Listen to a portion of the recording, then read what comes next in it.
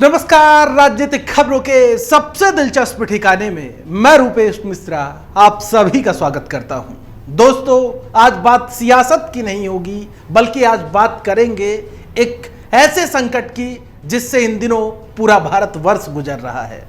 Corona का कोहराम किस तरीके से पूरे भारतवर्ष में हाहाकार मचा रहा है, ये किसी से छिपा नहीं है।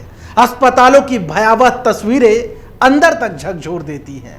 शमशानों के अंदर किस तरीके से शव को अंतिम संस्कार के लिए 6-6 घंटे 12-12 घंटे इंतजार करना पड़ रहा है, यह भी किसी से छिपा नहीं है। लेकिन कुल मिला के जो चिकित्सा व्यवस्था है वो कितनी लाचार है, यह भी खुलकर सामने आ गया है। लेकिन दोस्तों, इतना कुछ होने के बावजूद जिस प्रकार से नेता, मंत्री, विधायकों की जो लापरवाही है वो बदस्तूर बरकरार है। दोस्तों, बात करेंगे नेताओं की लापरवाही पर भी, लेकिन आपको उससे पहले देख लेनी चाहिए राजधानी जयपुर के RUHS अस्पताल का वो मंजर जिसे आप देखेंगे तो वाकई हैरानी होगी। अभी तक तो यदि राजस्थान की बात किया जाए तो राजस्थान में ऐसी स्थिति, विकट स्थिति नहीं हुई थी, लेकिन जैसे दिन ब दिन कोरोना संक्रमित बढ़ते जा रहे हैं, उससे जाहिर तौर पर मानो इस बात के संकेत मिल रहे हैं कि यदि अभी भी लापरवाही जारी रही तो हालात यहां के भी विकट हो सकते हैं। उदयपुर में ऑक्सीजन की कमी है, यह भी किसी से छिपा नहीं है, लेकिन राजधानी जयपुर में RUHS अस्पताल, जो कि कोविड डेडिकेटेड हॉस्पिटल है, वहां की जो तस्वीरें आई वो मैं अपने सहयोगी से कहूंगा कि एक बार फुल विंडो में दिखाएं। आप देख सकते हैं ये तस्वीरें RUHS की हैं कि किस तरीके से कमरों के अंदर बेड भर चुके हैं, लिहाजा जो कमरों के बाहर के जो बालकनी का जो पोर्शन होता है वहां पर अब बेड लगा दिए गए हैं लाइन से, क्योंकि अब अस्पतालों की जो क्षमता है वो पूरी हो चुकी है। अस्पतालों में कहीं भी जगह नहीं बची है। लखनऊ की बात की जाए, भोपाल की बात की जाए, इंदौर की बात की जाए, रायपुर की बात की जाए, महाराष्ट्र की बात की जाए, ना जाने कितने ऐसे शहर हैं जहां पर लोग सिर्फ और सिर्फ ऑक्सीजन के लिए तड़प रहे हैं। ऑक्सीजन ना मिलने से उनकी सांसें उखड़ रही हैं। लिहाजा इसी क्रम में हर राज्य की सरकारें तरह तरह के तरीके अपना रही हैं कि किसी तरीके से इस संक्रमण को रोका जा सके।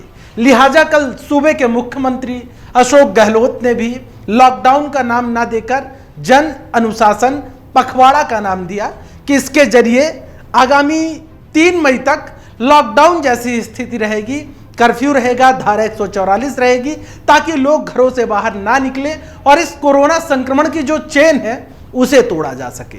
लेकिन कोरोना संक्रमण की चेन तो बाद में टूटती, उससे पहले ही गहलोत सरकार के मंत्री प्रताप सिंह खाचरियावास ने गहलोत के कायदे को ही तोड़ दिया। महज 12 घंटों के अंदर ही परिवहन मंत्री प्रताप सिंह खाचरियावास राजधानी जयपुर के वार्ड क्रमांक 33 में एक पार्क और रोड का शिलान्यास करने पहुंच गए। वो तस्वीरें भी हम आपको दिखा रहे हैं जहां पर ना तो किसी भी प्रकार की जो कोरोना की गाइडलाइन है उनकी पालना की गई और ना ही वहां पे सोशल डिस्टेंसिंग बरकरार रखी गई। संकट कितना बड़ा है इस देश के ऊपर, प्रदेश के ऊपर, इसकी जो तस्वीरें आ रही हैं वो बयां कर रही हैं। लेकिन इसके बावजूद ऐसी तस्वीरें यदि सामने आएंगी, यदि जनप्रतिनिधि ही कोरोना की गाइडलाइनों का मखौल उड़ाएंगे तो आम जनता से फिर उम्मीदें करना बेमानी होगा। और यह बात भी किसी से छिपा नहीं है कि परिवहन मंत्री प्रताप सिंह खाचरियावास खुद कोरोना से संक्रमित हो चुके हैं। कोरोना में हालात इतने खराब हो गए थे मंत्री प्रताप सिंह खाचरियावास के कि उन्हें प्लाज्मा तक डोनेट करवाना पड़ा था। मतलब इतना कुछ होने के बावजूद यदि इस प्रकार की लापरवाही सामने आएगी तो जाहिर तौर पर कहीं ना कहीं जो आम जनता है उनके बीच में एक अच्छी नजीर सामने नहीं जाएगी। और वैसे भी बंगाल में जिस प्रकार से लगातार चुनावी सभाएं होती रहीं, उससे भी कहीं ना कहीं लोगों के अंदर नेताओं के इस रवैये को लेकर गुस्सा है। खैर, राहुल गांधी ने कल एक नजीर पेश की और उन्होंने तमाम अपने दौरे रद्द कर दिए। ये अलग बात है कि भारतीय जनता पार्टी के नेता ये कहते हैं कि राहुल गांधी के रैली में जाता ही कौन है कि उन्होंने क्या रद्द कर दिया। लेकिन कुछ भी हो, भले कोई ना जाता हो, लेकिन कम से कम उन्होंने ये साहसिक कदम तो उठाया। ममता बनर्जी ने भी ऐलान कर दिया कि उनकी कोई भी सभा 30 मिनट से ज्यादा की नहीं होगी, लेकिन भारतीय जनता पार्टी के नेता बदस्तूर ये सभाएं कर रहे हैं।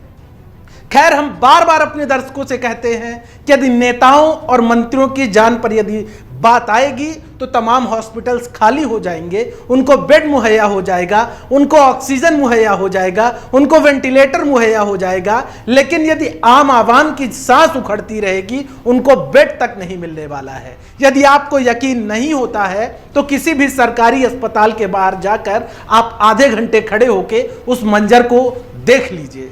तो जाहिर तौर पर द फैक्ट इंडिया अपने दर्शकों से बार बार यह अपील करता है कि तमाम कोरोना की जो भी गाइडलाइंस हैं आप उनकी पालना करिए और मास्क एक नहीं बल्कि दो मास्क लगाइए, सैनिटाइज करते रहिए, हाथ को बार बार हाथों को धुलते रहिए और भीड़ भाड़ वाले इलाके में जाने से बचते रहिए, क्योंकि ये जो कोरोना की जो दूसरी लहर है वो बेहद खतरनाक है। इस लहर से ऐसा लगता है मानो जैसे कहीं ना कहीं वो खुद पास आ रहा, करीब आ रहा और जकड़ना चाह रहा है, क्योंकि कहीं ना कहीं जिस प्रकार से यंग 30 साल 40 साल 35 साल के लोग जिस प्रकार से अपनी जान गंवा रहे हैं वो जाहिर तौर पर बेहद भयावह है और जैसी चिकित्सा व्यवस्था होनी चाहिए वैसी चिकित्सा व्यवस्था मुहैया नहीं हो पा रही है। इसलिए हम बार बार अपने दर्शकों से अपील करते हैं कि आप घर में रहिए, जब तक अति आवश्यक कार्य ना हो तब तक आप घर से बाहर ना निकलें।